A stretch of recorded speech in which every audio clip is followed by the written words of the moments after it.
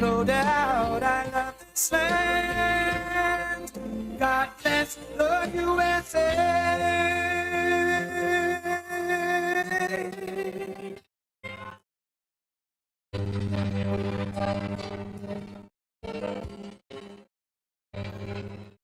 From the lakes of Minnesota to the hills of Tennessee, across the plains from sea to shining sea, from Detroit down to Houston and New York to LA, where there's pride in every American heart, and it's time we stand and say,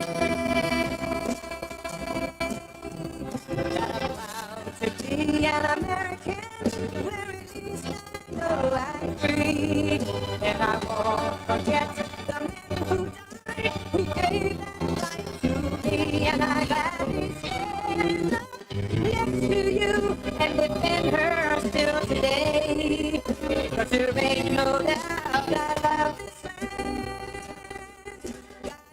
God bless the USA.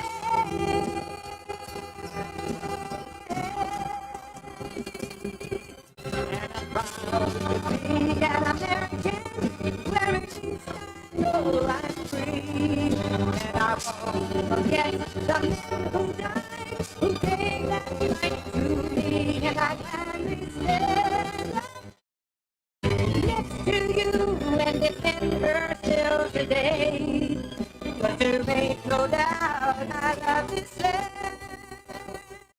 God bless the USA.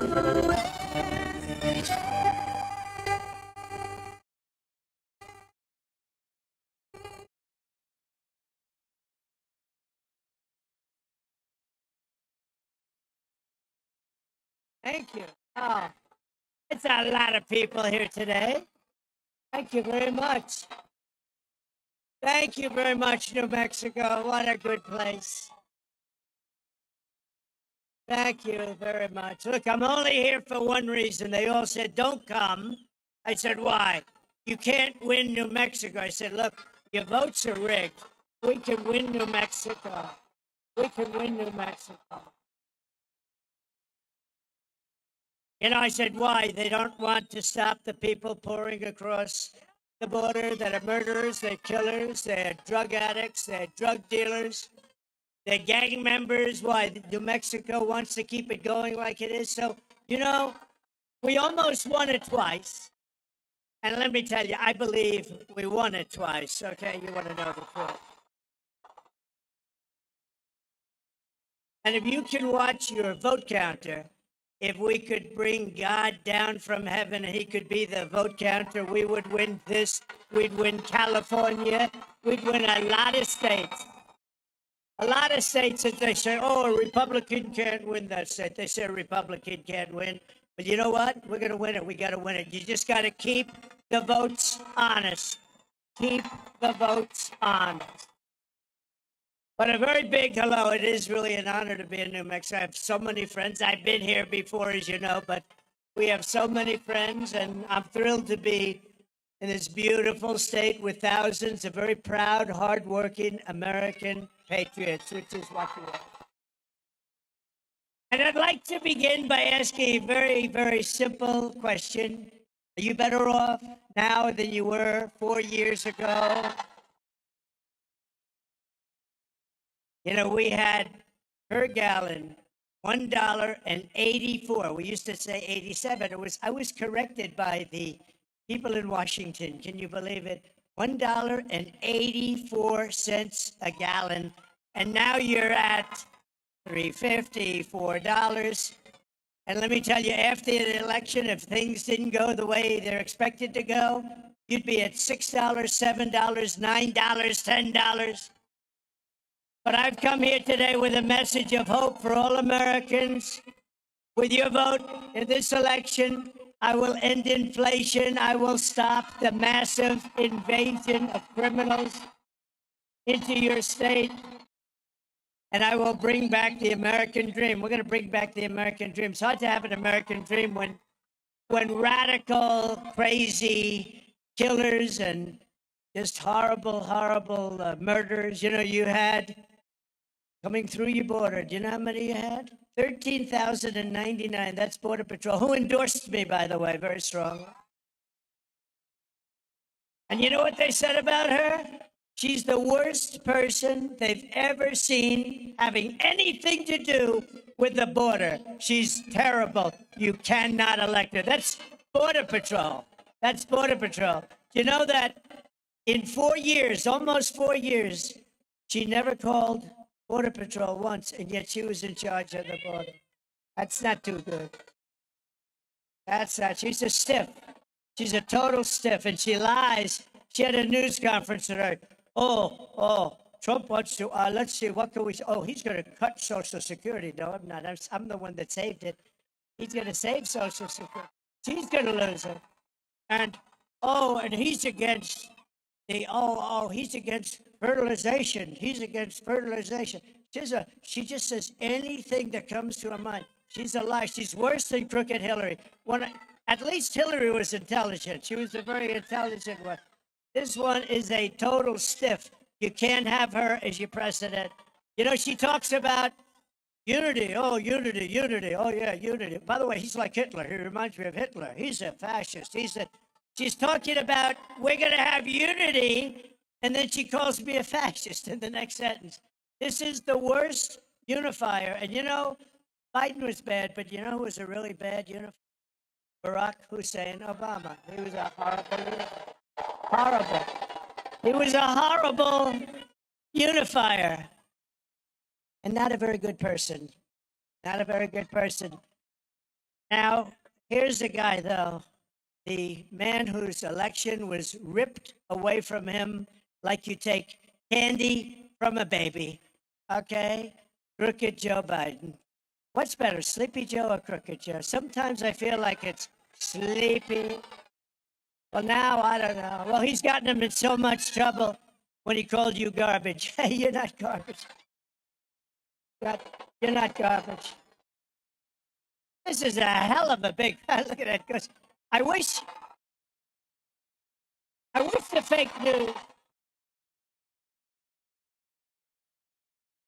I wish the fake news would show this crowd. I wish they'd turn the cameras over there as far as the eye can see. Over there. Not one camera's turning.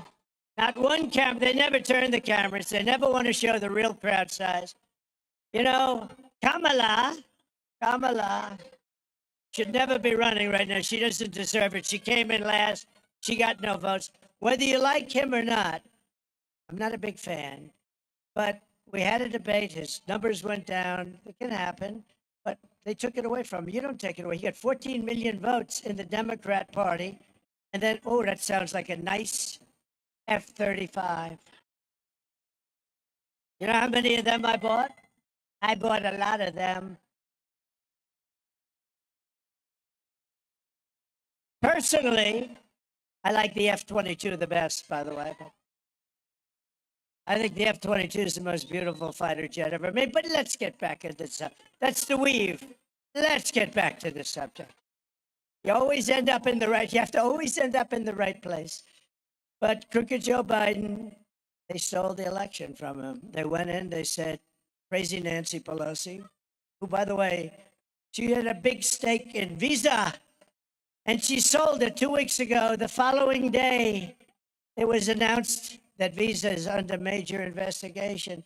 Nancy Pelosi sold her Visa stock 1 day before it was announced that they were under investigation. And the fake news doesn't want to report the story. The fake news won't report the story. No. But there's one big difference between Crooked Hillary and Kamala. You know what it is? Hillary was far more intelligent than I guess. But Hillary didn't lie as much. Hillary was a liar and a scoundrel and a horrible human being, but she didn't lie as much as Kamala. Kamala will get up and say, Trump doesn't want to frack. He will never frack. No, I fracked and I drill, baby, drill. I want to drill.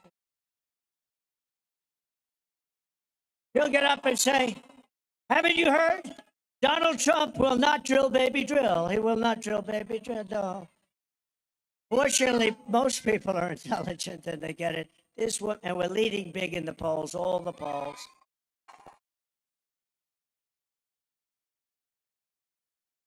This is all you need to know. Kamala broke it, and I will fix it, and I'll fix it very quickly. And when you support New Mexico, look, don't make me waste a whole damn half a day here, okay? Look, I came here, we can be nice to each other, or we can talk turkey. Let's talk turkey, okay? First of all, Hispanics love Trump. Okay.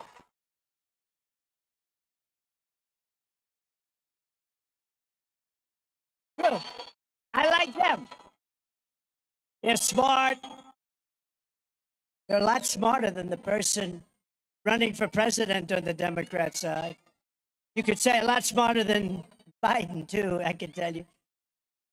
They're smart. They're entrepreneurial as hell. They're great entrepreneurs, actually. Great small business owners and big business owners, too. But they're great. They work their asses off. That's right. They don't want to get anything for nothing. They want it. They just want a fair, nice, level playing table. And that's what's going to happen. But you know what? No, but did you hear? I'm at the highest point of any Republican in history. Now we're going to, okay, that's one step. Now I'm going to make it of any Democrat also, because I treat you much better than the Democrats. The Democrats, they're destroying your country. They're destroying your country. So I'm here for one simple reason. I like you very much, and it's good for my credentials with the Hispanic or Latino community. On the East Coast, they like being called Hispanics. You know this? On the West Coast, they like being called Latinos. So, poll, give me a free poll. I don't have to spend $300,000. First is going to be Latinos, next is Hispanics, right? Which do you prefer? Latinos. Let me give it one more shot. Latinos. Hispanics.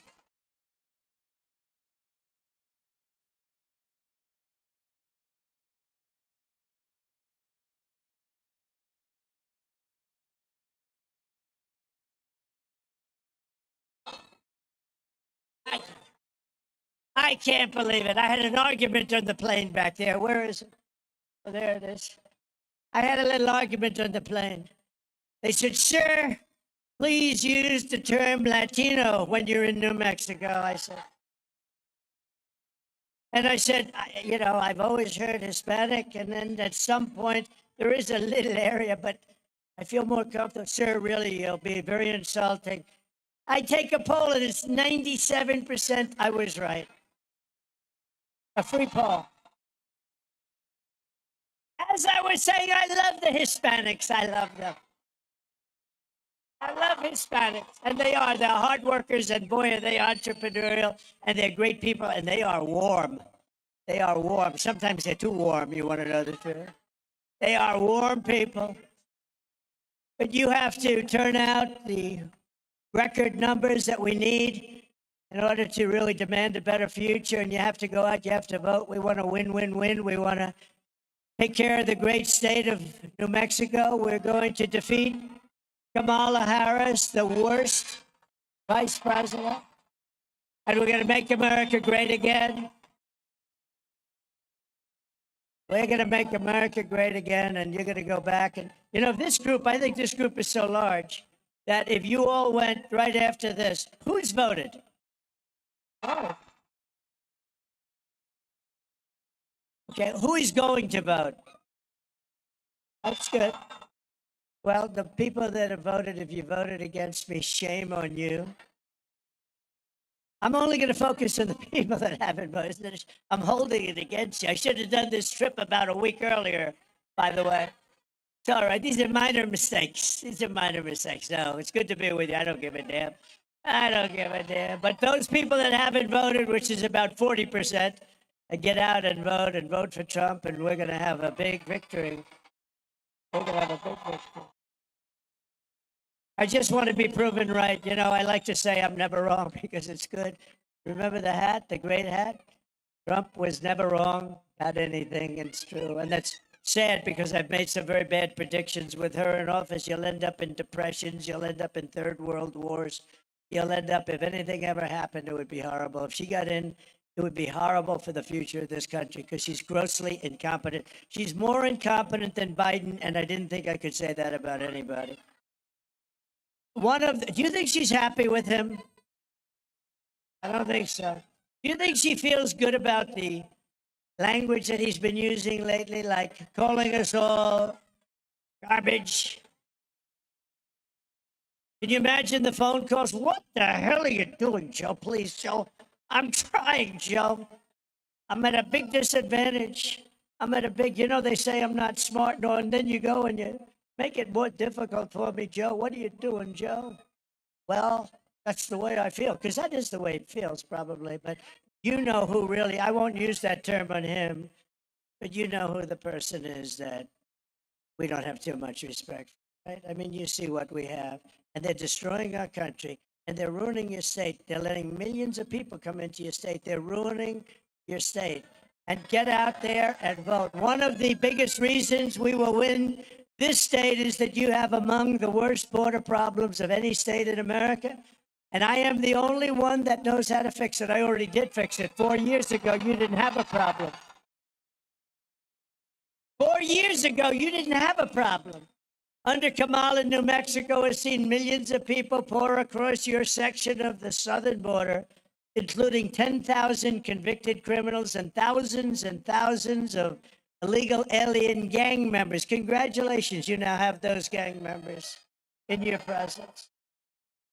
Yeah, you have a lot of rough hombres, don't you? You have a lot of rough, they're tough hombres.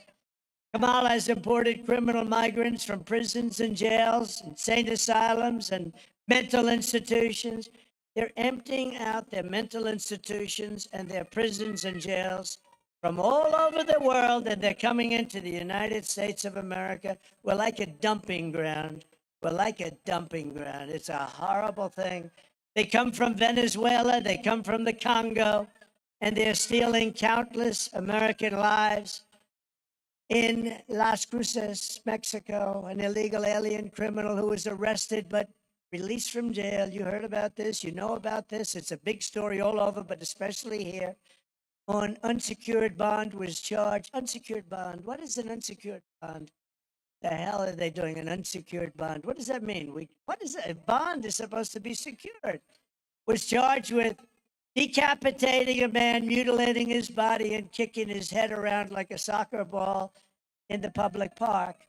The victim's head was found 30 feet from his body. He had been stabbed multiple times, and his middle finger had been removed. I guess that was a sign of something. Today, I want to have you hear direct. By the way, that person is not being charged like he should be. But today I want you to take a look at something that just came about 2 days ago. We made a tape I'm going to show you, and it's a tape of a great mother who I got to know a little bit, one of the rallies, and I heard the story, and she said, I'd love to do this. And it's very sad. Everybody that's seen it, literally, tough men have ended up crying pretty profusely by watching this. So please take a look. Sunday night, I asked her to not stay up super late because of her coming to work with me in the morning first to do her summer school. She said, okay. I told her good night and I love you. I went to bed, not realizing that that was going to be the last time I saw her. We're best friends. We're going to sing it again. I woke up and noticed she wasn't in her bed. I'm in my heart trying not to lose my mind because I don't know where she is. I finally remembered her phone had a location on, and her phone was pinging just 2 minutes down the road, right behind the skate park. I start driving to the direction the phone was being pinged at, and I see a couple cop cars with lights on. I see yellow tape, and immediately my heart drops and sinks to the bottom of my stomach. My daughter's hands and ankles were both bound. She was strangled to death, left with no pants. And I know in my heart, she fought incredibly hard. She was not going down without a fight. We begin with two men we're learning are charged with capital murder tonight, accused of killing a 12-year-old girl. Police say these men strangled her before dumping her into that creek. Both men were in the country illegally. Apprehended, then released by Border Patrol less than 3 weeks before Jocelyn's death. The men accused of killing Jocelyn Nungare are affiliated with the gang known for brutal violence. Kamala Harris was in charge of immigration in our borders. If we had better border policies and not open borders and not these catch and release policies, I truly believe this all could have been prevented. Under her being vice president of this country, my daughter's life was ripped away from her. She had her entire life ahead of her. Happy birthday, dear Jocelyn. My daughter is 6 feet in the ground based off of policies that she allowed to keep. Kamala Harris did have one job, and she not only failed, not me, she failed my daughter. She failed Jocelyn. You know, she was only 12. President Trump reached out, gave me his sincerest condolences as not a former president, but just as a father, someone who cares. I believe Donald Trump needs to be back in office. I can at least know that my next child will be safe in this country.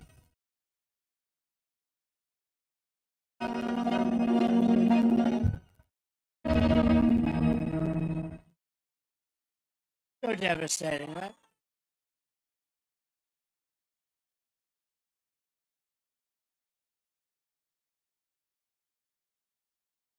Thank you very much. There are hundreds and even thousands of cases like that, and it's people coming into this country that are horrible people. They're horrible people. I don't like saying that. Horrible people. And they come in totally unvetted, totally unchecked through this ridiculous open border policy that she and the radical left have. And the only reason they can want it, I guess, two reasons. They think they're going to sign people up to vote, or they're just grossly incompetent, which they are. Maybe it's both. But it's vicious. It's vicious that they do it. People are being killed every single day by illegal migrants coming into this country. These are rough people. These are people that have been in jails and prisons. And again, 13,000 plus murderers have been released into our country, some with the death penalty already stipulated against them. The day I take the oath of office, the migrant invasion ends and the restoration of our country begins. And the savages charged with brutalizing and murdering Precious Jocelyn are members of the same vicious Venezuelan prison gang, Tren de Aragua, most vicious gang they say in the world, although I would say MS-13 is right there with them. We took out thousands of MS-13 killers. When I was president, we took them out by the thousands. Before me, they didn't take them out because the countries wouldn't take them back with me. I said to the countries, you're not going to take them back, right? You're not going to take them back? No more aid for that country. They said, sir, we'd love to take them back. We'd love to take them. We took them out by the thousands. Two young girls walking down a street in Long Island. For some reason, MS-13 likes Long Island. Took them out again by the hundreds and hundreds out of Long Island. We saved Long Island. Two girls walking down the street, going to school, 16 years old each. 16 beautiful, perfect, young girls. And they were hit by MS-13 and sliced up with a knife. They didn't want to use a gun because it's too quick. And they sliced them up and killed them, sliced them up into pieces. And those animals are paying a big price right now because of ICE. ICE went in and did a number. But We've got to get smart in this country. We've got to get smart. They're taking over apartment complexes. They're unleashing a violent killing spree all across America. In Aurora, Colorado, you've been reading about it. It's terrible. Yes, doctor, please. Doctor in the house, please. Please take your time, doctor. Thank you. Medic, doctor.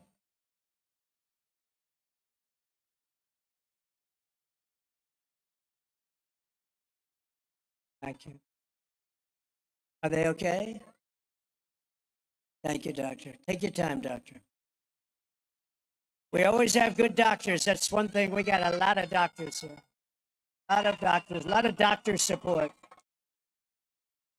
Thank you. You've been waiting here a long time. Thank you.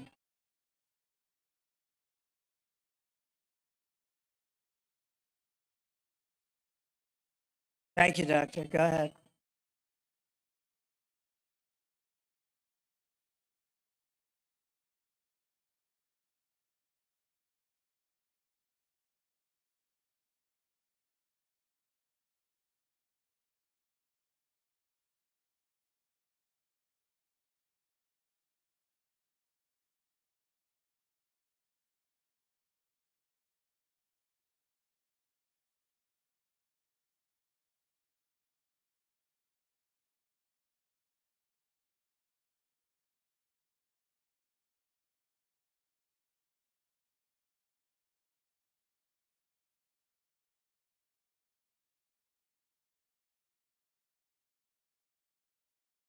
You okay, doctor? You okay? Doing well? You tell us. Looks like you're doing okay.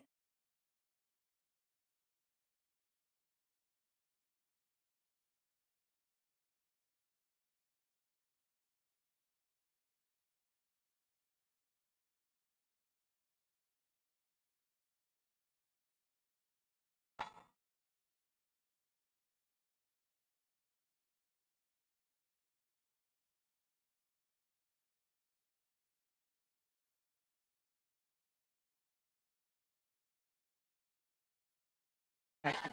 Thank you.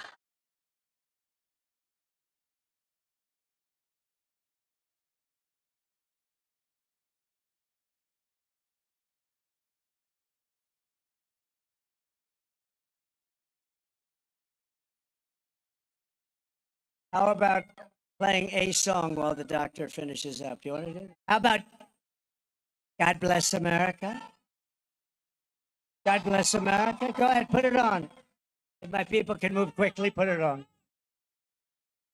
Good. You can sing, and you can sing with this great voice that you're about to hear if you'd like. All right.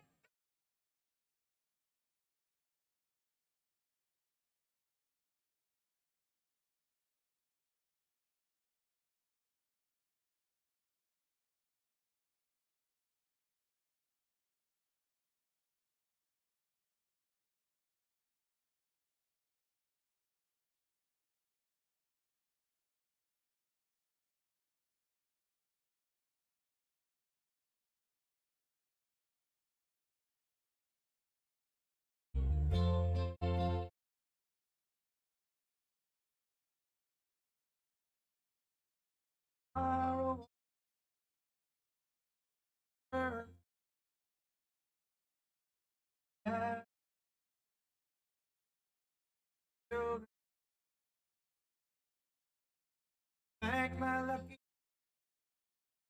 living here today. Still take that away.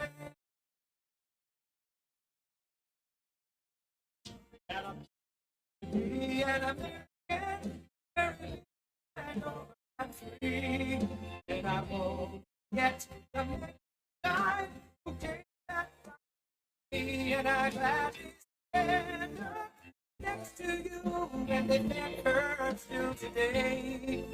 But there ain't no doubt I love this land. God bless the USA.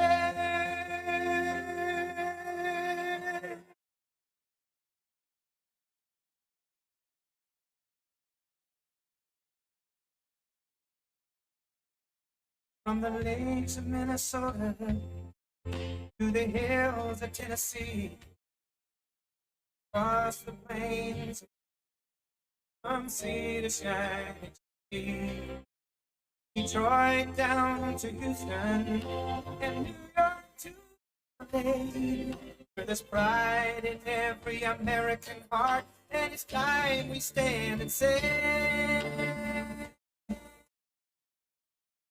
that I'm proud to be an American, where at least I know I'm free, and I won't forget the men who died, who gave that right to me, and I gladly stand up next to you and defend her still today, 'cause there ain't no doubt I love this land. I love the USA.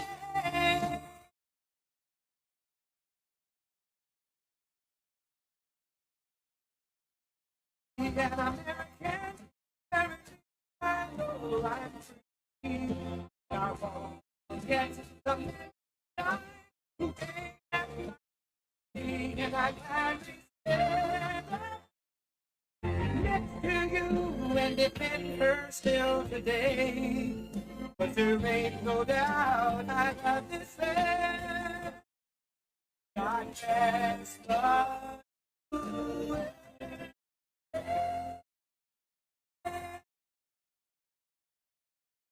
Thank you very much. That wasn't the song I requested, but that was a great song anyway. They got it a little wrong, but that's good. You can never go wrong with Lee Greenwood. That I can tell you. He's great. Oh, thank you. And Doctor, I think you're okay over there? Yes? Everyone good? Let's go. Let's go. So that was very sad, and there are so many sad stories for no reason whatsoever. Open borders. I call them the open borders stupid policies. These are for stupid people. And we want people to come into our country, but we want them to come in legally. We want them to love our country and to love the people of our country, and we'll do that. But they can't just walk in from prisons and from all sorts of places. You know, the crime rates are down in many places, in many cities outside of this country, because it's all over the world. They're coming in from the Congo. They're coming in from, crime rates are down in Venezuela by 70%, 72%. Because they're taking their criminals and depositing their criminals in the United States of America. Thank you very much. And the United States is now an occupied country, but it will soon be an occupied country no longer. We are an occupied country. When you see what's going on in Colorado, and I think Colorado is going to vote big for Trump too. They were the ones. The governor over there, he's a weak, ineffective, radical left lunatic. He doesn't know what to do because in Aurora, they're taking over the whole place. But you know what he tried to do? He wanted to get me off the ballot, and the people of Colorado were not happy about it, including Democrats. And we won 9-0 in the Supreme Court. That's what we had to do because of Colorado. And Colorado said, we're going to vote for Trump. That was their form of rebellion. So I hope you do that. I hope you vote for Trump. November 5th, 2024 will be Liberation Day in America. On day one, I will launch the largest deportation program in American history. I will rescue every city and town that has been invaded and conquered. And we will put these vicious and bloodthirsty criminals in jail or kick them the hell out of our country and fast. To expedite removal of the Tren de Aragua and other savage gangs, I will invoke the Alien Enemies Act of, listen to this, 1798. That's an old one. You have to go back that far because as we've grown and grown, our politics and politicians have become weaker and weaker. Our laws don't mean anything. It's so bad what's happening to our country. And we're becoming a very unsafe country, but we're going to be a lot more unsafe when you realize that all of the criminals from every country in the world is being deposited right into our nation. And we're not going to take it. But we're using the Alien Enemies Act. Think of that.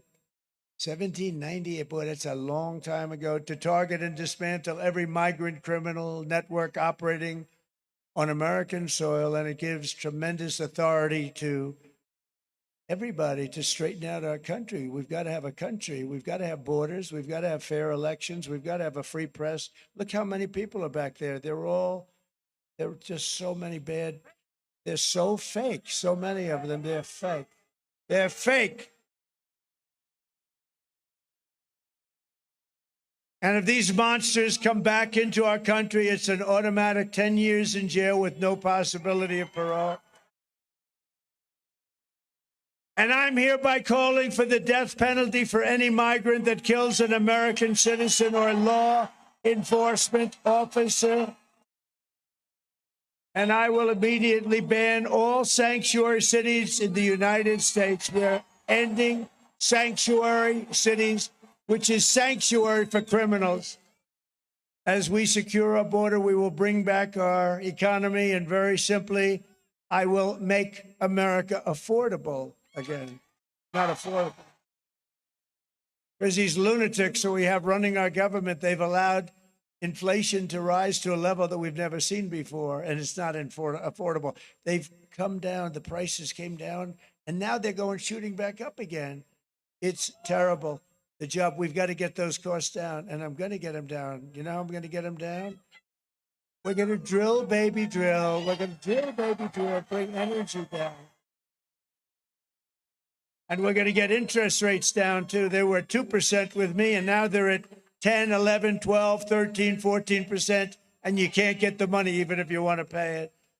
Kamala Harris cast the deciding votes that launched the worst inflation in our country's history. She cost a typical American family over $30,000 in higher prices. Think of that, $30,000. And now Kamala, a disaster who shouldn't be allowed to run. She has no right to be running. You know what? You know the expression, right? They're a threat to democracy. That's what they are. They are the threat to democracy. Kamala wants to raise the typical family's taxes by nearly $3,000 a year. And I'm announcing today a new step that I'll take to get emergency price relief to all Americans.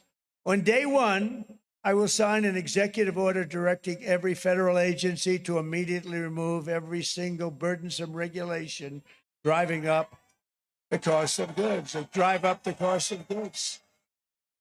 We have so many regulations that hurt our country. I cut more regulations times 4 than any president in the history of our country. And that's why we had the greatest economy in history. That's one of the reasons why. The other is I gave you the largest tax cut in the history of our country, including Ronald Reagan. Furthermore, I will create a new cabinet position for a senior member of my administration who will be tasked exclusively with doing everything in the federal government's power to reduce the cost of living. We have to. You not be able to live. And a lot of it is just the regulations and the rules and regulations, which are just a waste of time and money. And everybody, we need regulation, but I have seen regulations where they have 30 regulations for one subject, and the one subject doesn't even matter. All agencies will be judged daily on their progress in slashing the cost of household items. We're going to slash the costs, and this will be the largest and fastest, most aggressive regulatory reduction.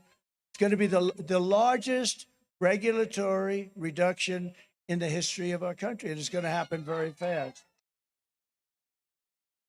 Using just very conservative estimates, we will save the typical household $7,000 in the first year alone,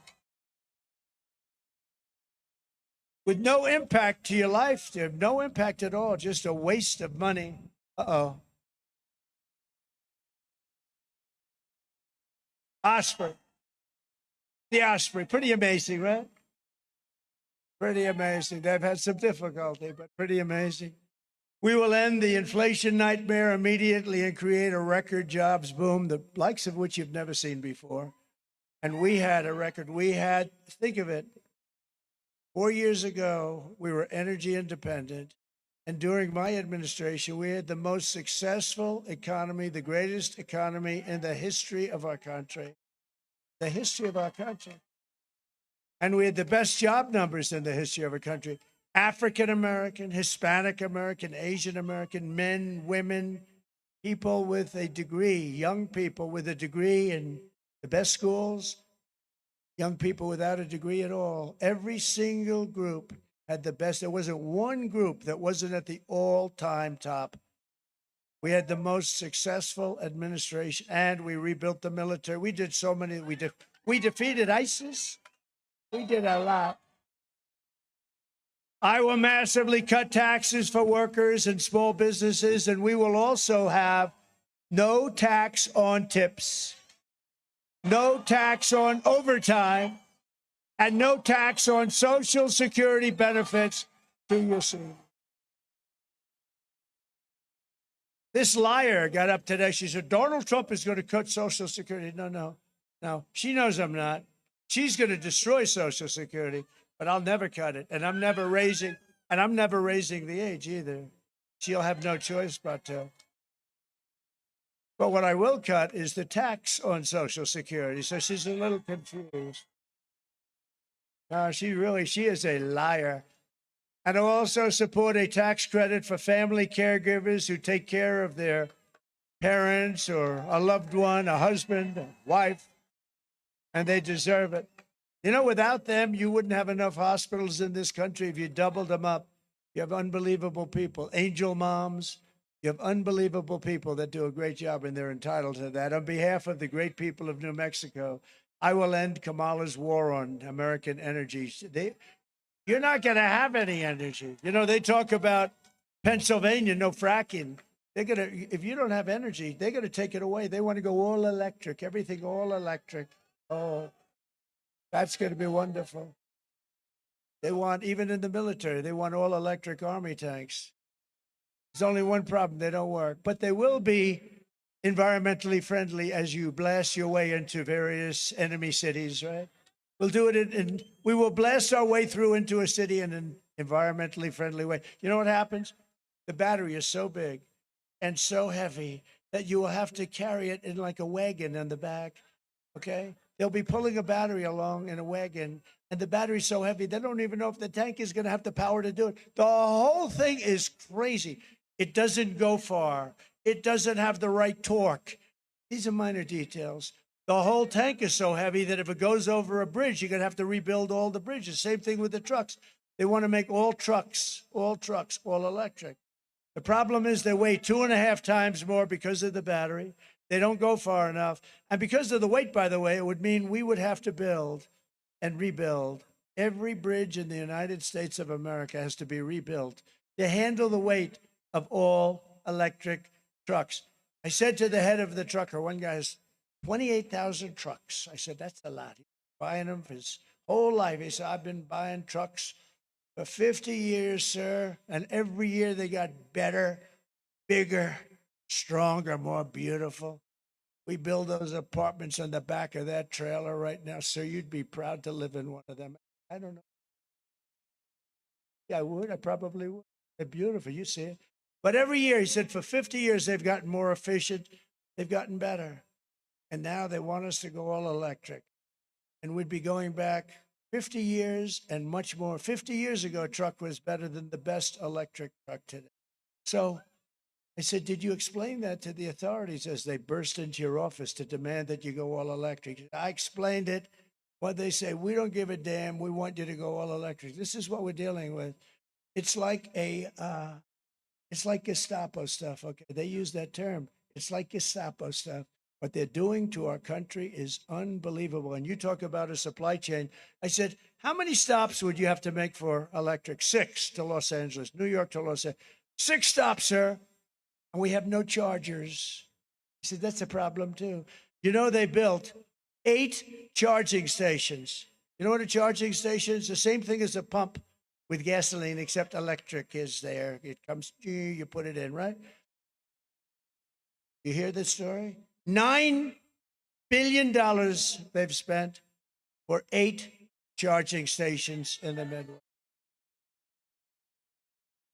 So you're about ready to run out of electric, and they say, sir, if you go 300 miles to the north, There's a charging station up there.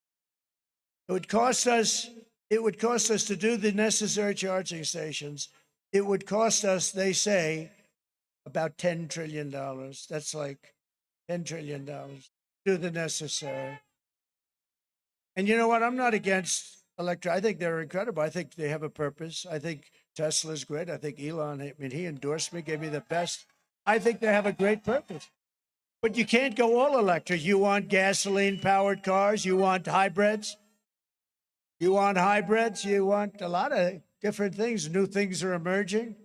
But you can't have that. But they want all electric within a very short period of time. Also, they're going to all be made in China. You know that. We have gasoline. We have all the gasoline you could ever. They have, and it's clean too. They have what's necessary for batteries, China. So why are we playing into their hands like this? Because we're run by stupid fools. If Kamala is reelected, New Mexico's economy will be reduced to rubble. You're not going to be drilling oil. There's no more drilling. There's no more oil. You can forget it. We want to go off. You know, Germany tried it for about 9 months. That's the end of that one.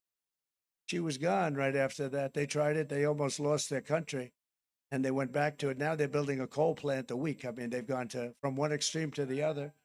But Germany tried it. China's building a coal plant a week. Kerry goes to meet with President Xi.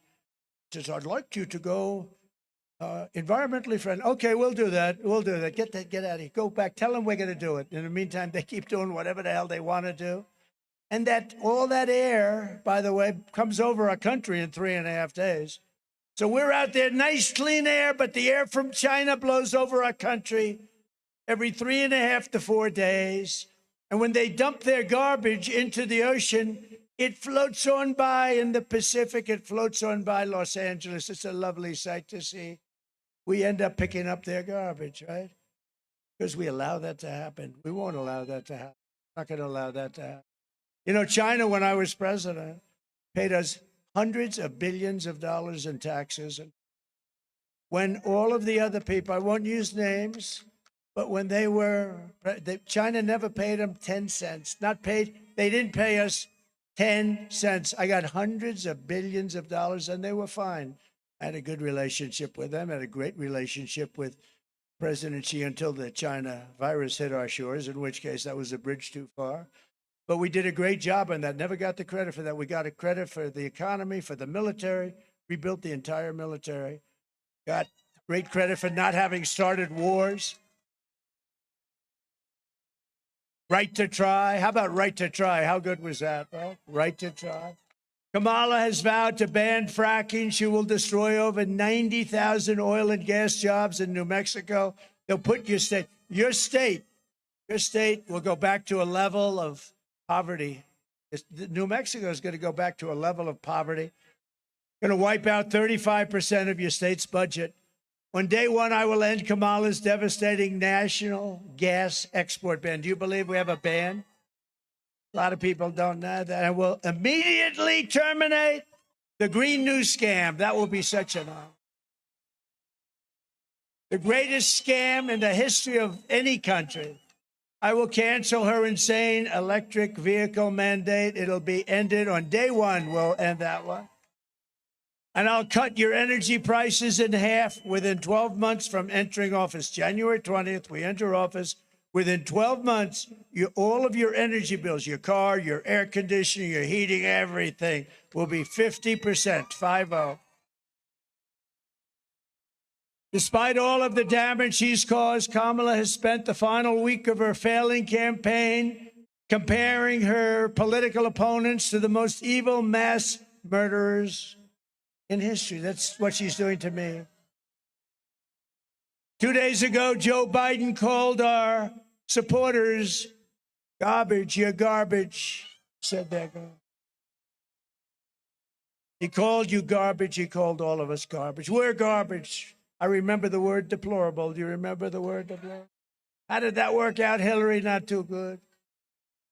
But they mean it, even though without question my supporters are of far higher quality and I think much smarter than Crooked Joe or Lion Kamala. My response to Joe and Kamala is simple. You can't lead America if you don't love America. You can't do it. You can't be president if you hate the American people. And I think they hate the American people. I'll bet you we're 250 million people we're talking about. I'll bet we're 250 million people. Remember, it's called Make America Great Again. Who's against that? Remember Joe? Remember Joe before he gave up and quit? He quit like a little loser. He quit. I will hand over my presidency. Yes, ma'am. Yes, ma'am. I will hand over my presidency. No, he quit. He won, and then he walked into his office. You can't win. So he's not going to win either, by the way. That's the beauty. This can only happen to me. I'm the one. I have to fight two people, not one. I have to go. Everyone else they can beat once. So we spent 150 million beating this guy. Never even mentioned her name. Nobody even knew who the hell she was, except she was incompetent. So we fight, and we're beating him. We have the debate. We did well. He didn't do too good. And then his numbers are down. They go in, they take away his presidency. They literally took away his presidency. And now they say it's like going to Dana White. You know Dana White, UFC. And he sees the fight going on and the one guy's getting beaten badly. They say, let's take him out and put somebody else in. You don't do that stuff. But they did it. Not a democracy. You don't do that. And, she was last out of the 13 people. She was last. They started off with 22, actually. She was last. She was the first one to be defeated. She got wrecked. She got killed.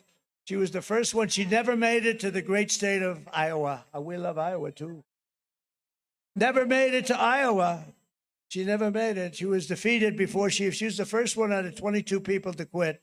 And she becomes the person I have to run against, right? Just not, I don't care. I think I'm probably happier. They have much more capable people than her. You know what? What they did was wrong. They went in and they told somebody, you're getting out. We're taking over. And they actually took over the presidency of the United States. Think about it. Kamala Harris is not fit to be president of the United States. She doesn't have the intellect, the stamina, or that special quality that real leaders must have to lead. Brett Favre yesterday, Wisconsin. He's great. He endorsed me. Never did that before. He endorsed me, gave me a strong endorsement. And I was thinking about her. I'm talking about her, and there's Brett Favre sitting there with her hands. He has got hands. I never saw it. He's got fingers like sausages. That's why he could fling that ball 80 yards down the field.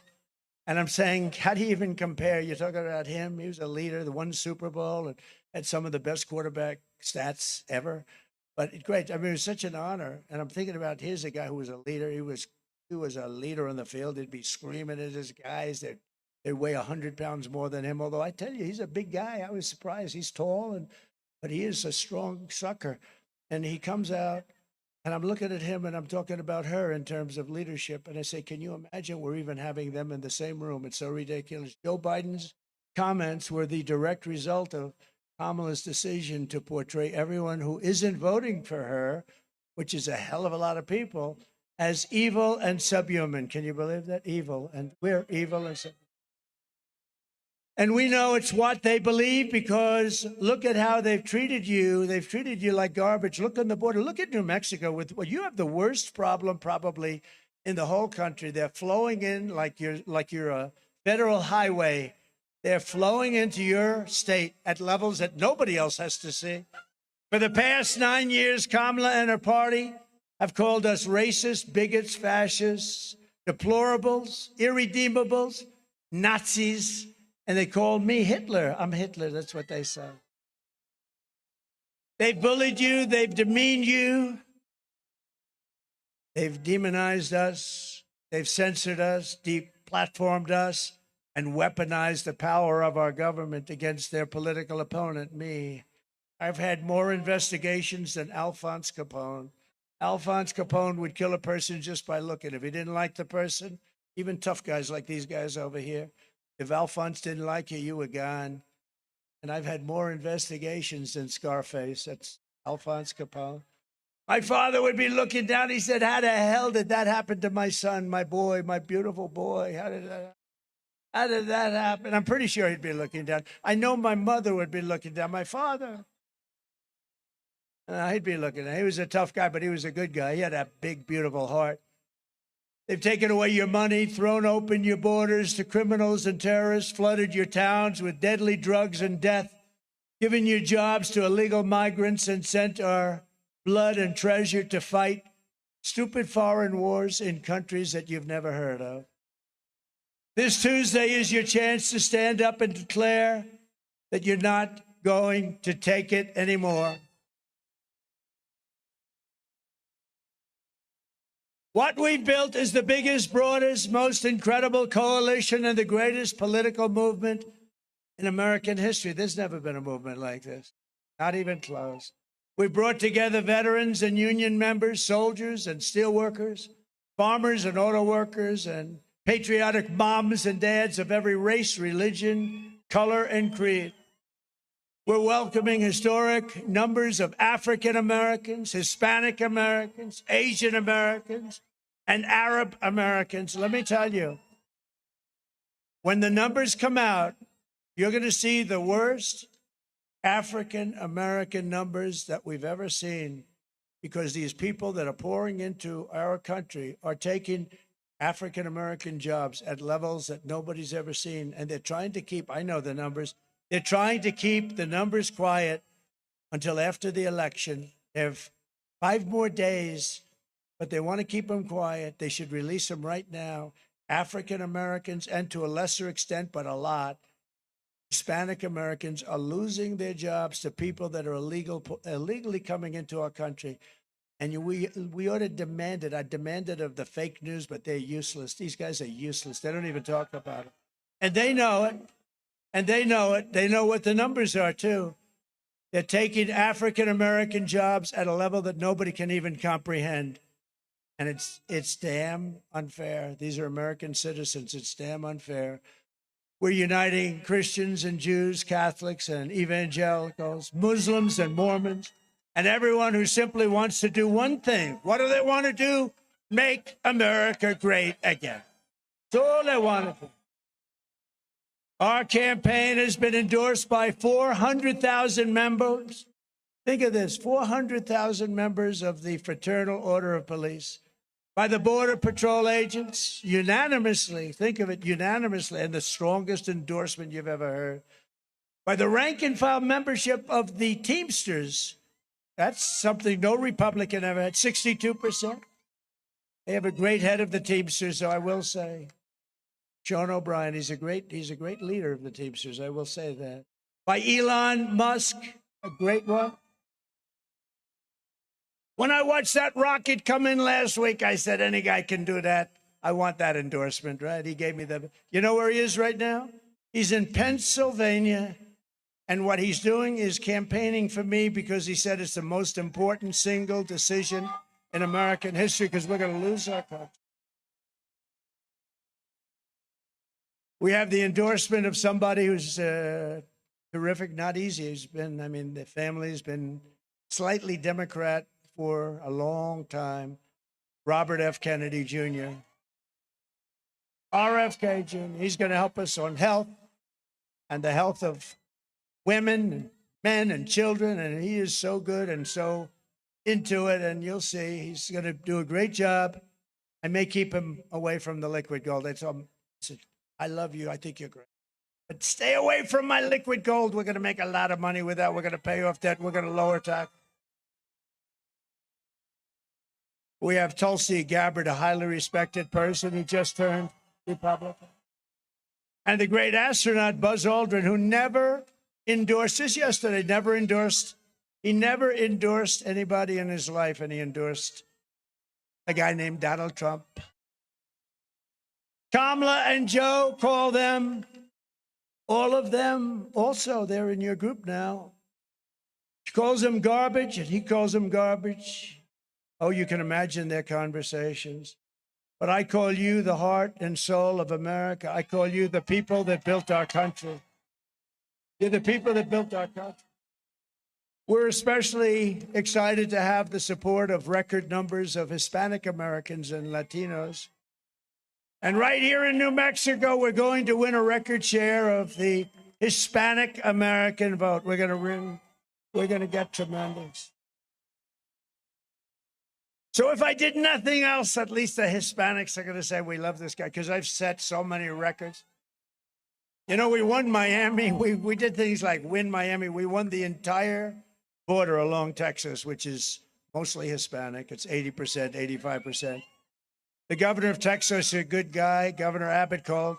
He said, sir, you won the entire border running along Texas, between Texas and Mexico. I said, so why are you surprised? He said, never happened before. Hispanics want great jobs, rising wages, and safe communities. You don't want vicious gang members getting dumped into your state. And you don't want Kamala teaching your children that they can change their gender anytime they want. And many Hispanics are also Catholics, and Kamala is persecuting Catholics. What's with Catholics? Any Catholic that votes for her should immediately have your head examined. They are persecuting Catholics. And remember this, evangelicals are next, okay? It's very simple. We're with you. What they're doing is unbelievable. They're persecuting Catholics. So we have a lot of Catholics. Who's Catholic here? Who's Catholic? A lot. That's a lot. We're trying to turn that movement that the government has. We're going to turn it down. We're going to turn that thing down and off. In my first day in office, there will be no more persecutions of Catholics or anybody else. Kamala even suggested that being Catholic disqualifies you from running for office. She's about 75 years out of date. Didn't they have that with Kennedy? They had that with a lot of people. A lot of Catholics were persecuted they couldn't run for office. And now she's going to start that whole thing up again. The woman is a disaster. And she ready? I shouldn't say this about an opponent, but I have to. Because you know what? We can't take a chance on her. She's dumb as a rock. She's dumb as a rock. Did you see where her teleprompter went off last week? 2 weeks ago, she's like 32. And now the teleprompter freezes. Happens all the time. I have my good teleprompter guy back there. He's excellent, but every once in a while, no matter how good they are, this sucker breaks down. But I haven't been using it too much today, to be honest. Hey, isn't it nice? I always say, isn't it nice to have a president that doesn't need a teleprompter? What? But her teleprompter broke down 3 weeks ago. And 32 days, she meant 32 days are left in campaign. 32. Oh, 32. Did you see this? 32. 32. Oh, and I'm saying, oh, man, I was watching. I said, she's lost it. 32. And then, boom, it kicked back. You know, sometimes it doesn't. If you're going to be a politician, you have to know they have backup. See this? This backup. But, you know, if you have to use that backup, you're in big trouble because, oh, it broke. Now you got to find the page. It's not good. You're just better off just wing it, do whatever the hell you have to do. This is backup. All I have to do is figure out what the hell page it's on, you know, little things like that.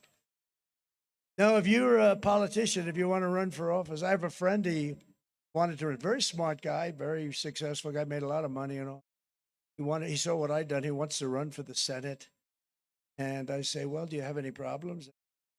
No, I have one problem, though. I have like this terrible phobia. I'm afraid to speak in front. I said, let me give you a little suggestion. Don't waste your time. Can you imagine that?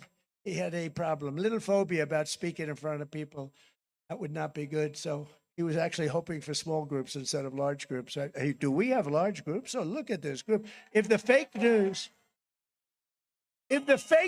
would show it, it would be so. They never show it. And, you know, we do the videos a little bit for the great crowds, because when we have a good crowd like in New Mexico, that stuff is expensive to put up, right? But when we have a good crowd, we put it up.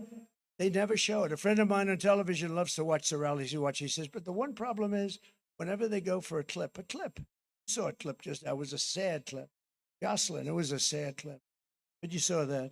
All that camera, see those cameras? All they have to do is 1 inch, and they've got it. They say they never play the video. I didn't know that until he said that. That's terrible. So it's blank. You know what they do? They show me standing here for 2 minutes. No, it's very unfortunate. And they don't do that because they don't want the public to really see the fact. So easy to do. 1 inch to the right or left and 1 inch up, and they won't do it. And I shame them, and I shame them also about crowd size. I say, show the crowds. How about her? She couldn't get a crowd the other night. She got Beyonce. Beyonce walked out, said something, walked back, didn't sing a song, and they booed both of them the hell out of the area. No, she can only get a crowd if she gets some person to sing. I don't have to sing. I don't have a guitar. If I had a guitar, would I do even better? Would have even bigger crowds, right? Would have even bigger crowds. Kamala Harris is a low IQ individual. She's running a campaign of hate, anger, and retribution. She's now talking about what she's going to do on the border, but why didn't she do it before? 4 years almost. Or what she's going to do about inflation. She's talking about, I'm going to do this and that. She doesn't know what she's talking about, by the way. You have a depression of 1929. She said what she's going to do about inflation, but why didn't she do it before almost 4 years? Or what she's going to do to help the economy. But then I ask, why the hell didn't you do it before? She and Crooked Joe head up the worst administration in the history of our country. They've made one man, he's getting up there in age, celebrated his 100th birthday, but they made him a very happy man because compared to them, his administration looks absolutely brilliant. Jimmy Carter. And in all fairness to Jimmy, he didn't let 21 million people pour into our country, many of them criminals and mentally ill people that should be in hospitals. He didn't do that. 2 nights ago, Kamala made a speech with a paid-for audience. You can always tell when the buses pull up and they're all the same. I was actually, it's good-looking bus company. I think I'm going to use. But we don't need buses, do we? No, the buses, they get these people from someplace, they pay them, and they send them in. Oh, she got a wonderful crowd today. Then you see the people, they're making a speech, they're all looking at their phone, blah, blah, blah, calling their girlfriend. But all she talked about was Donald Trump. Good morning, everyone. Tonight, I will speak about Donald Trump. Donald Trump, Donald Trump, Donald Trump, Donald Trump, Donald Trump, Donald Trump, Donald Trump, Donald Trump, Donald Trump, Donald Trump, Donald Trump, Donald Trump, Donald Trump, Donald Trump, Donald Trump, Donald Trump, Trump. All she talked about. And that's the exact, that's it. That was exact. Although I got that from a fake news network, so you never know.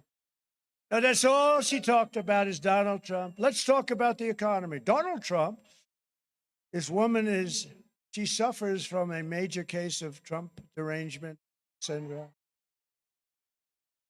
But many Democrats do, and that's because we're winning. We're winning by a lot. Everything Kamala says is a lie. She says that I want to take away Medicare and Social Security. That's a lie. You know that because for 4 years, I just made it stronger. She says I want to end Obamacare and take away your health care. That's a lie. Come up with something better. That'll be great. And everybody wants that because Obamacare sort of sucks. Too expensive for the people. She talks about Project 2025. Which I have absolutely nothing to do with. She says, I know that because of Project. Well, we've denied that. I have no idea what Project 2025 is. I've never read it, and I never will. But they make it sound like it's from me. She says, I want to ban IVF, a total outrageous lie. In fact, I'm going to require insurance companies to pay for IVF. That was long and many other things. I'm going to protect your Medicare, your Social Security. We're never ending it. She said we're in it. She never heard me yet. Ever heard me? Let her prove it. Gets up and lies. He's going to end Social Security. The nice thing is we can fight back because we have a voice, so we can fight back. We can tell you what's true and what's not. But Kamala's open borders catastrophe, this is what's going to kill your Social Security. Her open borders will kill Social Security, Medicare, and frankly, will kill our country as a whole. It's going to kill us. According to a recent study, Kamala's plan, giving free health care for illegals, will rob Medicare of over $2 trillion. It will never recover, and I will never let it happen. The reason Kamala's campaign has been reduced, this desperate, pathetic stream of hoaxes and lies, is very simple. She's a liar. The entire world can see she's a total train wreck. And by the way, I looked at her this morning. She had a little news conference. It lasted for like 2 minutes. She's exhausted. You know, she's exhausted. She's a train wreck who is totally unqualified to be the president of the United States of America. There are some people who thrive under pressure, and there are some people who crack under pressure. She's a cracker. And the more pressure Kamala has, the more you see it happening. No, she's cracking. She's a bad person, because anybody that lies like that, knowing that it's a lie, just put it out. Just have to tell you, because you have to understand it. When you see it, at least this way you know it. You know, a lot of people say, sir, don't go down in the gutter with her. I said, well, how will people know she's lying if I say the truth, right? Am I right? But being a candidate is nothing compared to the pressure of being president itself. Because I've been both. If she can't handle going on The View, where she made a horrible mistake, you know the mistake she made. She can't think of anything she'd do different from Biden. That should cost her 75% of the votes, and the 25 that vote for her, they're not the smartest people in the world. She can't think of anything she'd do essentially different from crooked Joe Biden. You know that 325,000 young children were killed or are sex slaves or slaves right now, who came through this horrible open border. Think of what that means. Many, many stadiums full of the biggest stadium and many stadiums. 325,000 children are right now dead, never to be seen by their parents again, or sex slaves or slaves. And they're missing, and they'll probably be never seen again. This is not a charity event. This is an election for the biggest and toughest job in history. This is no tougher job than being president. And we get hit from the enemy inside. You know that. We get hit by the Adam Schiffs of the world. He's scum, total scum. They made up Russia hoax. They made up all the impeachment hoaxes. They make it up. They're bad people. There's no participation trophy for incompetent candidates. You want to lose your life savings because we put a weak and foolish person in the White House, you'll lose it real quick. You'll lose your country. But you want to lose your job or maybe your house or pension because Kamala has the economic understanding of a child. Did you ever hear her speak? They ask her a question on economic footing, and she's like a child. She has well, I was born on a house with grass in the front of that. I was born on a house with grass. She uses that answer all the time. And how about 60 Minutes? 60 Minutes, they interview me all the time. But they go at me, oh, they want to get me, With her, all softballs. And she gives one answer that was so incompetent that you'd have her examined under Article 25, actually. She'd be gone. But it was so bad. What do? CBS, they're licensed by the United States government. Fairness.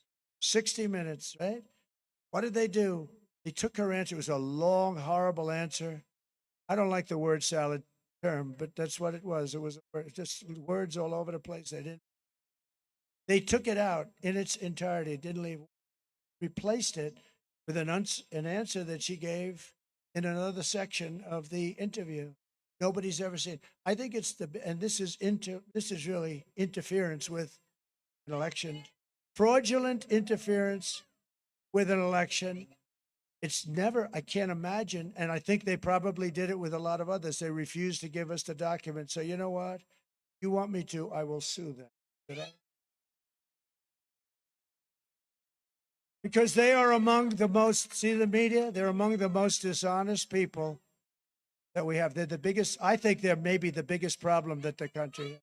They lie and they cheat. So 60 Minutes, a news magazine, part of the news organization, they took the answer out and replaced it with a different answer. The presidency is a job held by Teddy Roosevelt, Abraham Lincoln, George Washington, Dwight Eisenhower, FDR, you could name them. This is a job that has to be held by somebody with a high level of intelligence. Would you trust Kamala Harris to talk to Russia or China and talk about keeping us out of war? I don't think so. Would you trust her to steer us out of an economic crisis? I don't think so.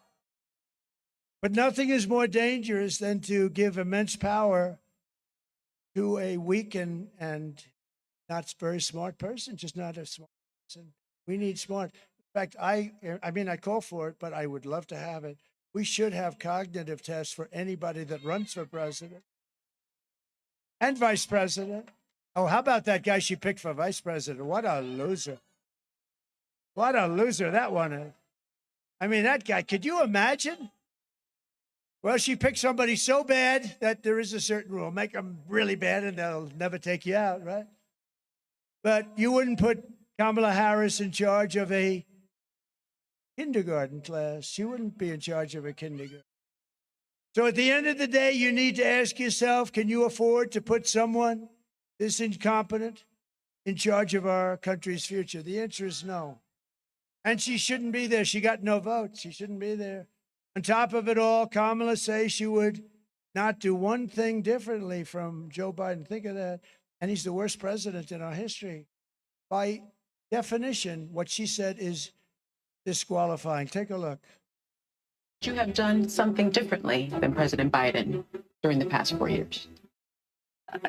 There is not a thing that comes to mind. I stood there on the tarmac watching you check your watch. The chaotic and deadly U.S. evacuation from Afghanistan stunned Americans and the world and cost the lives of 13 U.S. soldiers. Would you have done something differently? There is not a thing that comes to mind. More than 13,000 illegal immigrants convicted of murder have been caught at the border and then released into the United States. An Afghan national is in custody today after being accused of plotting an election day terrorist attack. The suspect entered the U.S. on a special immigrant visa. Gut-wrenching new details in the murder of Georgia nursing student Laken Riley. The illegal immigrant suspect, who cops say committed the heinous murder, is a Venezuelan national who crossed the unsecured southern border back in 2022. 2 men investigators say are in the country illegally from Venezuela are charged with capital murder in the death of Jocelyn Nungaray. A fifth illegal immigrant accused of attacking 2 New York City police officers over the weekend showed no remorse or regret. Would you have done something differently? There is not a thing that comes to mind. Only 18% say the economy is in excellent or good condition. US inflation has hit a new 40-year high, increasing by 9.1% over the financial year. Authorities saying Train de Aragua, which has been linked with more than 100 criminal investigations here in the U.S., has now been found operating its criminal enterprise in apartment complexes. Were you the last person in the room? Yes.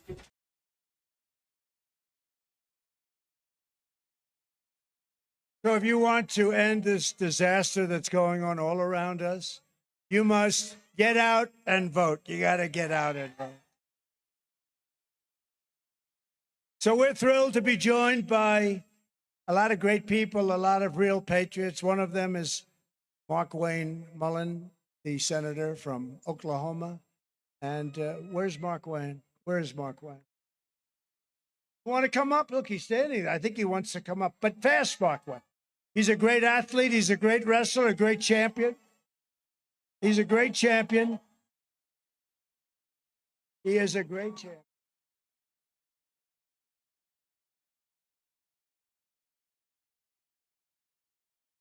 Guys, I am so proud to be here with my president, our fighter, right? The fighter that's going to fight back against this overreaching Democrat Party that's trying to literally go after all of our freedoms. This guy, I know a little bit about fighting, and when I see a fighter like this, he's a guy that makes me proud. A guy that's going to fight for not only us, but our children and the children coming after that. Our fighter, the country fighter, the people's fighter, the one that's going to bring down inflation, the one that's going to bring down energy costs, the one that's going to bring back our economy, the one that's going to secure our border. The man that showed great leadership and courage during an assassination attempt. The man that stood up and shook his fist and said, "Fight, fight, fight." Our fighter, my friend, President Donald J. Trump, is going to get our country back on track. God bless you all for being here.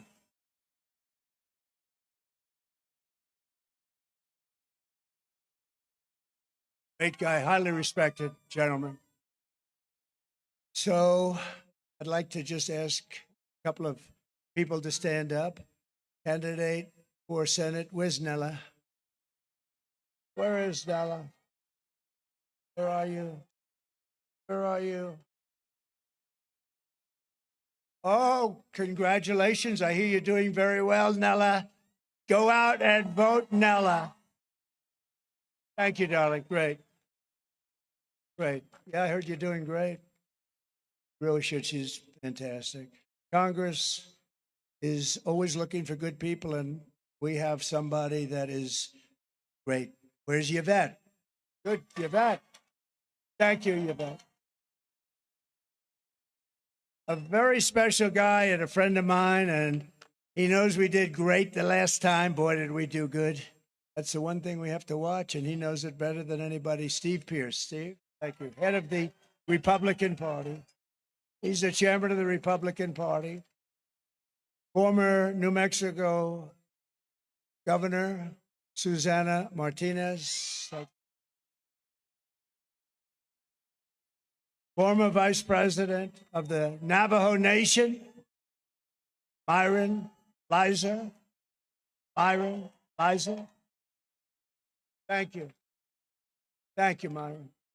And a great developer from New York and Florida, all over the country, a friend of mine, one who's very generous. Anytime there's a problem with hurricanes or tornadoes or anything, he's always there and always helping and writing big checks. Mr. Steve Witkoff, he's here someplace. Steve, thank you very much. Thank you, Steve. Thank you. So here are the facts just in closing. Kamala is a radical left Marxist, rated even worse than crazy Bernie Sanders and Pocahontas herself. She destroyed our economy. She was an original creator of Defund the Police, a movement that's so horrible that anybody even thinking about it is not qualified to be president. Kamala vowed to abolish ICE. These are great heroes. These are people that love our country, and they're tough and they're strong, and they got thousands of MS-13 gang members out of here. Nobody else would do it. As California Attorney General, Kamala redefined child sex trafficking, assault with a deadly weapon, and rape of an unconscious person as totally nonviolent crimes. She pledged to confiscate your guns. Would anybody like to give up your gun? And wants a total ban on handgun ownership. She even called for free sex changes for illegal aliens in detention at taxpayer expense. And what else did she do? She lied about working at McDonald's, right? So with your vote this November, we're going to fire Kamala, and we're going to save America. We will cut taxes, end inflation, slash your prices. We're going to get those prices down, raise your wages, and bring thousands of factories back to America and back to New Mexico. We're going to bring them back. We will build American, we will buy American, and we will hire American. I will end the war in Ukraine, which would have never happened if I were president. I will stop the chaos in the Middle East. I will prevent World War III from happening. We've never been so. We will crush violent crime and give our police the support, protection, resources, and respect that they so dearly deserve. We will strengthen and modernize our military. We will build a missile defense shield over our country, all made in the USA, and a lot of it made in New Mexico. We will rebuild our cities, including our capital in Washington, D.C., making them safe and clean and beautiful again. We will teach our children to love our country, honor our history, and always respect our great American flag. We will get critical race theory and transgender insanity the hell out of our school. And we will keep men out of women's sports. I will defend religious liberty. I will restore free speech. And I will defend the right to keep and bear arms. After years of building up foreign nations, defending foreign borders, and protecting foreign lands, we are finally going to build our country, our nation. We're going to make our nation bigger and better and stronger again. And we will finally protect our citizens the way they're supposed to be protected. We're going to protect our citizens. And we will stop illegal immigration once and for all. We will not be invaded. We will not be occupied. We will not be overrun. We will not be conquered. We will be a free and proud nation once again. Everyone will prosper. Every family will thrive, and every day will be filled with opportunity and hope, and filled with something you don't hear much of anymore, filled with the American dream. We're going to bring back the American dream for your children. But for that to happen, we must defeat Kamala Harris and stop her radical left agenda with a landslide that is too big to rig. You need to get out and vote, New Mexico. For the past 9 years, we have been fighting against the most sinister and corrupt forces on earth. With your vote in this election, you can show them once and for all that this nation does not belong to them. This nation belongs to you. It belongs to you. It was hardworking patriots like you who built this country. And 5 days from now, it is hardworking patriots like you who are going to save our country. After all we have been through together, we stand on the verge of the 4 greatest years in American history. With your help from now until Election Day, 5 days, we will restore America's promise. We will take back the nation that we love. We love our nation so much. We hate to see what's happened to it in the last 4 years. We are one people, one family, and one glorious nation under God. We will never give in. We will never give up. We will never back down. We will never, ever surrender. Together, we will fight, fight, fight, and we will win, win, win. November 5th will be the most important day in the history of our country. We are in a failing nation. We are in a nation in decline. We will not be in a nation in decline for long. It's going to end very soon. We're going to have a thriving, magnificent nation again, more so than it ever has been. We're going to do things that nobody believed, and we're going to have safety in our nation again. We're going to have great safety in our nation. Together, we will make America powerful again. We will make America wealthy again. We will make America healthy again. We will make America strong again. We will make America proud again. We will make America safe again. And we will make America great again. Thank you very much. Thank you. Thank you, New Mexico. God bless you all.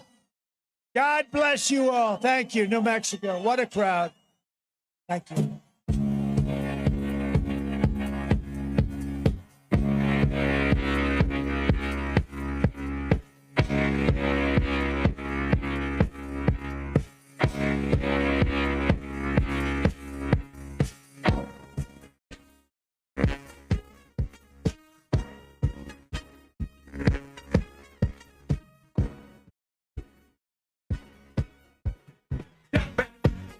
There's no need to feel down. I say, pick yourself off the ground. I say, cause you're in a new town. There's no need to be unhappy. There's a place you can go. I say, when you're short on your dough, you can stay. And I'm sure you will find me.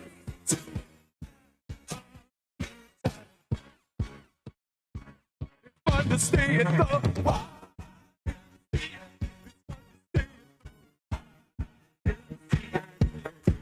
They have everything.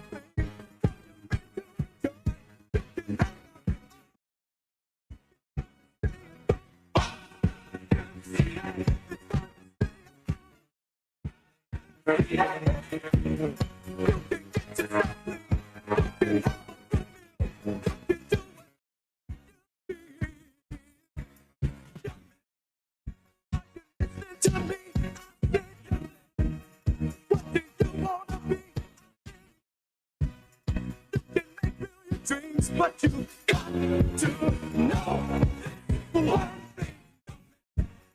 Does it all by himself. Put your pride on the shelf and take to the YMCA. Today. It's fun to stay in the YMCA.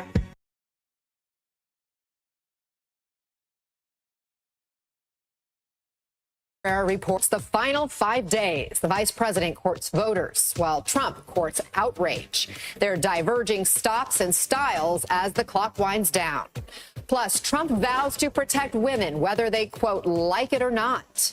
The new comments raising talk of misogyny in the 2024 campaign. Also ahead, new legal developments in a lawsuit against Elon Musk. Is the billionaire Trump supporters' election giveaway illegal? And later, Trump and his allies already spinning baseless claims of election fraud as misinformation spreads like wildfire with 5 days to go.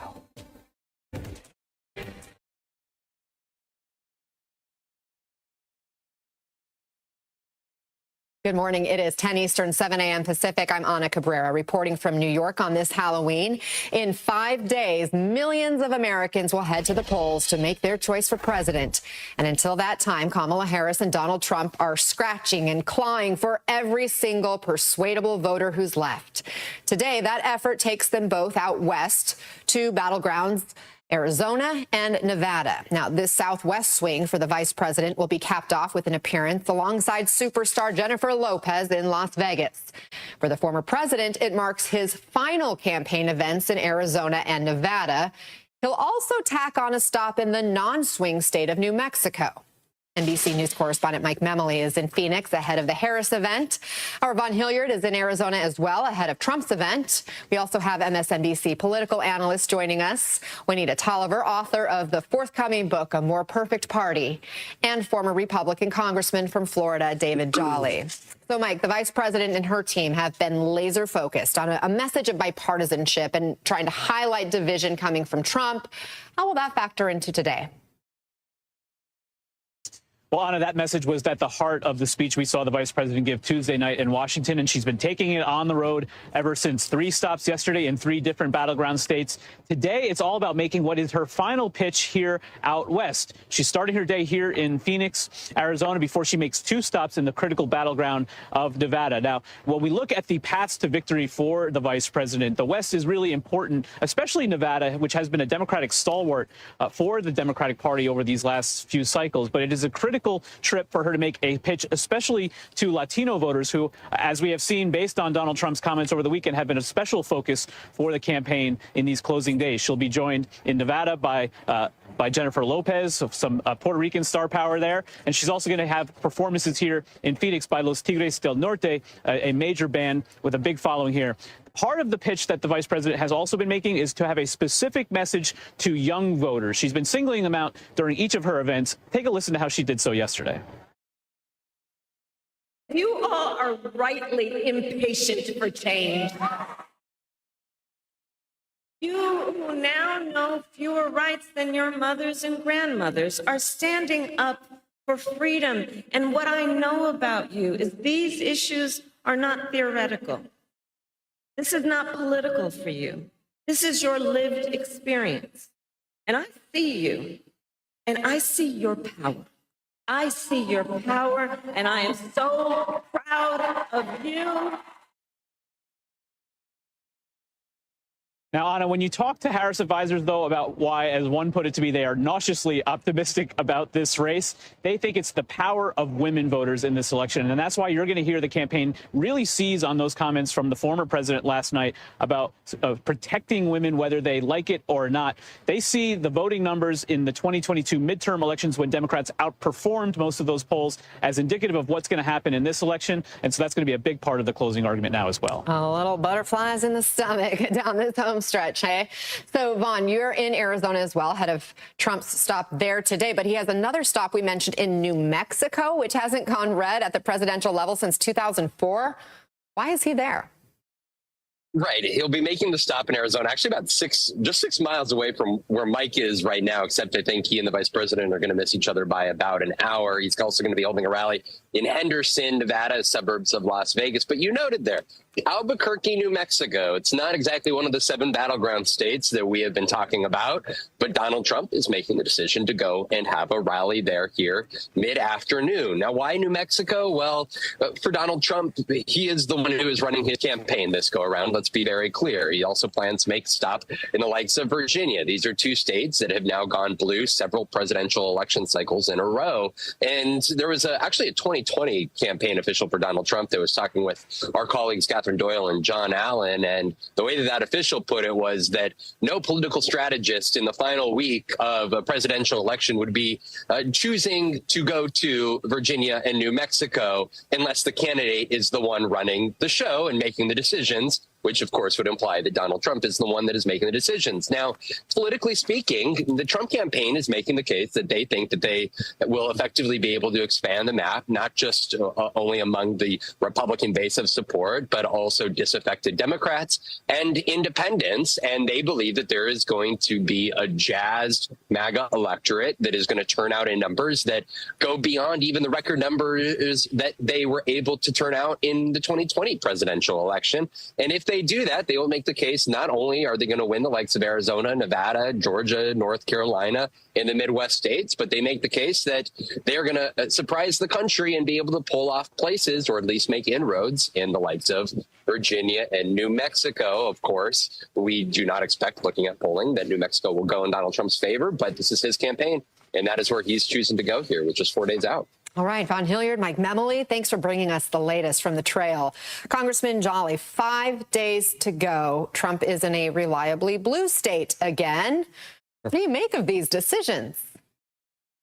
You know, for the most part, I think all politics are national now. So in some ways, it doesn't matter where you go as long as your speech is being covered. But I don't understand why you go to a blue state unless it's just pure hubris or trolling the vice president, which is kind of what Republicans like to do today with their politics, is just kind of troll. But Donald Trump is wasting a day. I mean, it's clear he's wasting a day, because even if all politics are national, he could be giving this speech in Pennsylvania or a state that might actually matter. But look, Donald Trump's a historically bad candidate. I know it's odd to think of him as that as a former president. He is a historically bad candidate this cycle, and today affirms that. He certainly is unconventional, for sure. Juanita, he was cosplaying for the 2nd time this cycle, wearing that orange worker vest we showed in the video. He was driving around in a garbage truck at an event yesterday, trying to highlight Biden's recent garbage comments. But I wonder if it could backfire and risk reminding everyone of the racist joke related to garbage in Puerto Rico at his rally. Plus, he's said some other things like this lately. The most corrupt, horrible people. These are horrible people. Oops, we should get along with everybody. They're horrible people. These are sick people, but we're not going to let this happen any longer. We're like a garbage can for the world. That's what's happened. That's what's happened to. We're like a garbage can. We got a lot of bad genes in our country right now. So, Juanita, what's your take on this garbage truck stunt and the potential impact with undecided voters? Look, Anna, the only other thing I'll add to that montage you just aired is enemies within applying to people who don't vote for him or disagree with him, because that is the frame and context in which his entire campaign has been run. So when he's in a costume, yet again, they've lost the plot, and they are behaving as though voters won't remember everything he said up until that point. So I don't think it's going to have a broad impact. I don't think there are any disaffected Democrats that his campaign is pointing to that are going to latch onto these statements. If anything, it's just going to continue to turn people off from his campaign. The other thing his campaign said about the reason why they're going to these non-battleground states is because they've built a diverse coalition. But Anna, I have to question what they mean by diverse when their campaign is built on sexism, racism, xenophobia, anti-women legislation, and anti-LGBTQ rhetoric. So I have no idea what they mean. It's really and truly giving delusion, and that's why they're resorting to these stunts, which only appeal to the base of supporters he has not expanded in this entire race. Congressman Jolly, Vice President Harris has this new Spanish language ad today that's targeting Puerto Rican voters in battleground states following all the backlash over that racist joke at Trump's rally. So many controversies have come and gone throughout this campaign and really throughout the duration of Trump's political career. Is it smart for the Harris campaign, do you think, to try and amplify this specific issue even after that truck stunt? I think micro-targeting voters that are persuaded by the garbage comment that we heard at the rally is very important. And so I think you're seeing Vice President Harris do this with precision. Look, I think this entire race from start to finish is an adjudication of Donald Trump. Yes, many people are passionate about issues, certainly reproductive freedom, but Donald Trump almost is the incumbent in this race. This is an adjudication of Trumpism, of the vileness of it, of the anger, of the division, of the misogyny, all of those things that we often talk about. And I think why Vice President Harris is on message targeting Donald Trump is because the last available voters, persuadable voters, are either soft Republicans or independents who performed as Republicans in the past. Otherwise, every voter is just a turnout voter. But those who have yet to make up their mind are the voters who say, I just can't vote for Donald Trump. I know that. But can I vote for Vice President Harris? It's the closing argument she's making. I want to highlight something that Democrats are pouncing on, some new Trump comments about women. So why? I'm president. I want to protect the women of our country. They said.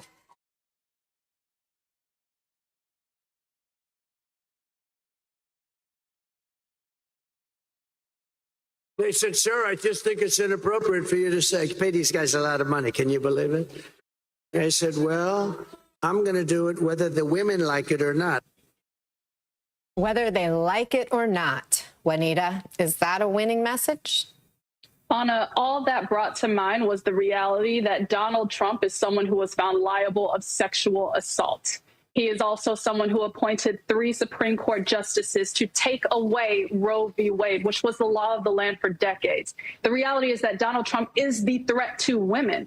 And I think this is smart for the Harris campaign to emphasize, because not only do they have the advantage when it comes to the gender gap with 12 to 15 points more support from women, but they have Trump's words and records to amplify. And I fully expect them to continue to do that in the coming days and months. It's just a question at this point of how many women turn out and how many women support Vice President Harris. I think about that in the context of Black women, Latino women, Asian American women, and Indigenous women largely voting for Democrats historically. But then I turn to white women. And this is who I think the vice president's campaign is attempting to appeal to, knowing that 47% of white women supported Trump in 2016 and 53% in 2020. And so how many white women are going to view his language of whether women like it or not as the final straw? Because let's be real, racism wasn't the final straw. His court cases from accusers of sexual assault have not been the final straw. Is this the final straw, especially now that Roe v. Wade is going to be a mobilizing factor in this election, where it appears on the ballot in 10 states and where we have seen voters cross partisan lines and every demographic line you can think of to support protecting abortion rights? This is the question this election cycle, and this could be a determining factor. Congressman, we heard those comments from the vice president at the top, her pitch to Gen Z voters. She was talking to students in Wisconsin. It's always a challenge for campaigns to get out the younger vote. Is her messaging focusing on freedoms and specifically reproductive freedom, an effective way to motivate that voting bloc this time around? I certainly think it is. And this is a hard group to break through because as smart and educated as younger voters can be, they are relatively lower information, many of them as a demographic. And so that low information voter might be drawn to just being voting on the brand. Republican, Democrat, Independent, Donald Trump, what do I think of him? And so to hit home strong messages about democracy and personal freedoms, perhaps even student loans and an economy, an opportunity economy the vice president talks about is great for young voters. Listen, Vice President Harris is really doing everything right now. Donald Trump is doing everything wrong. And I agree with Juanita. Fortunately, the women are going to decide this election. Black, Latino women, they're going to decide this election. And if you look at the trend line from 18 to 20 to 22, Democrats are overperforming because women are coming out and rejecting Donald Trump and Trumpism. I'd be worried if I was the former president going into next Tuesday. Congressman David Jolly, Juanita Tolliver, great conversation. Thank you both. And now to some breaking news in Philadelphia. Elon Musk was due in court there this hour after the city's district attorney sued the billionaire and his political action committee over their $1 million a day voter giveaway.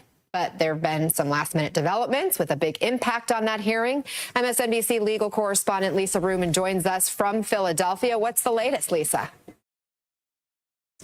Well, Anna, as we sit here right now, we understand that attorneys for Elon Musk and for Philadelphia District Attorney Larry Krasner are talking to the judge about how this case should proceed because they were expecting a hearing this morning about whether Elon Musk's lottery, which Larry Krasner alleges is illegal under Pennsylvania law, should be enjoined from proceeding. But late last night, Elon Musk made a filing in a Philadelphia federal court seeking to remove the case and move it to that federal court.